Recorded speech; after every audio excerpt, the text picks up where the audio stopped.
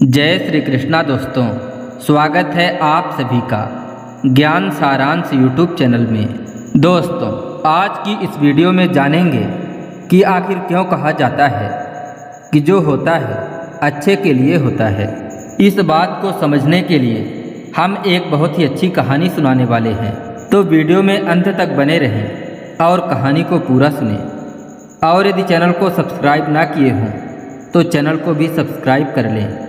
अब आइए सुनते हैं इस प्यारी सी कहानी को। एक बार की बात है, एक जल जहाज समुद्र के तूफान में फंस गया। जल जहाज और उसमें बैठे सभी यात्री डूब गए, केवल एक व्यक्ति को छोड़कर। ईश्वर की कृपा से वह एक व्यक्ति बच गया और तैरते तैरते समुद्र के बीचों बीच एक छोटे से टापू में पहुंच गया। वहां पहुंचकर वह ईश्वर से प्रार्थना करने लगा, हे विधाता, कोई हमें यहाँ से बचाने के लिए आ जाए। इसी तरह प्रार्थना करते करते पूरा दिन गुजर गया, परंतु कोई भी उसे बचाने के लिए नहीं आया।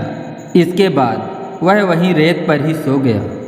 दूसरे दिन नींद खुलने पर पुनः उसने प्रार्थना किया, परंतु इस बार भी उसे बचाने के लिए कोई भी नहीं आया। इस तरह से कई दिन बीत गए। वह प्रतिदिन प्रार्थना करता, परंतु कोई भी मदद के लिए नहीं आया। एक महीना इसी तरह करते करते गुजर गया। अब वह व्यक्ति हार मान चुका था, उसकी सारी उम्मीदें खो चुकी थी। अब वह टापू में एक झोपड़ी बनाकर रहने लगा।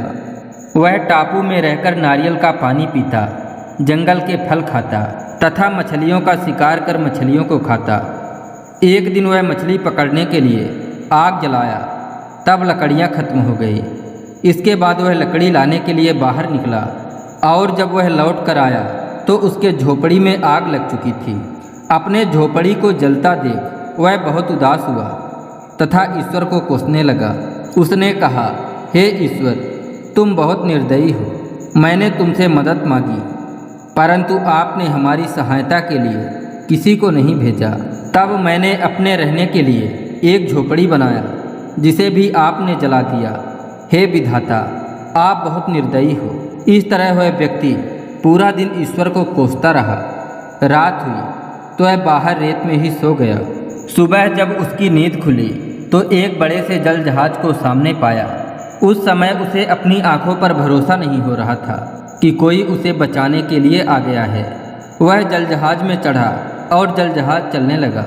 उत्सुकतावश उस व्यक्ति ने जहाज के कैप्टन से पूछा, आपको कैसे पता चला कि मैं इस सुनसान टापू पर फंसा हुआ हूँ? उस व्यक्ति की बात सुनकर कैप्टन ने कहा, कल आपने ही तो आग जलाकर सिग्नल भेजा था। यह सुनकर उस व्यक्ति ने कहा, परंतु हमने तो कोई फायर सिग्नल नहीं भेजा था। इसके बाद उसे अपनी जलती हुई झोपड़ी की याद आई। तब वह समझ गया कि कैप्टन ने उसके जलते हुए झोपड़ी को फायर सिग्नल समझ लिया है। उसे एहसास हुआ कि झोपड़ी में आग लगना ईश्वर की ही योजना थी, ताकि वह उसे टापू से निकाल सके। अब वह व्यक्ति ईश्वर को धन्यवाद देने लगा।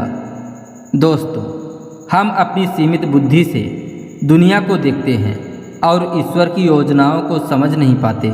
जब भी बुरा वक्त आता है तो हम ईश्वर को कोसने लगते हैं, जबकि हमें ईश्वर पर विश्वास रखकर अपने कर्म करते रहना चाहिए।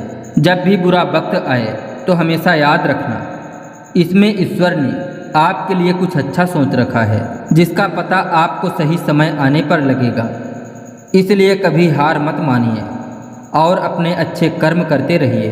अगर आपको यह कहानी अच्छी लगी हो तो चैनल को सब्सक्राइब कर लीजिए। हम जल्द ही मिलेंगे एक बेहतरीन कहानी के साथ। तब तक के लिए जय श्री कृष्णा, राधे राधे।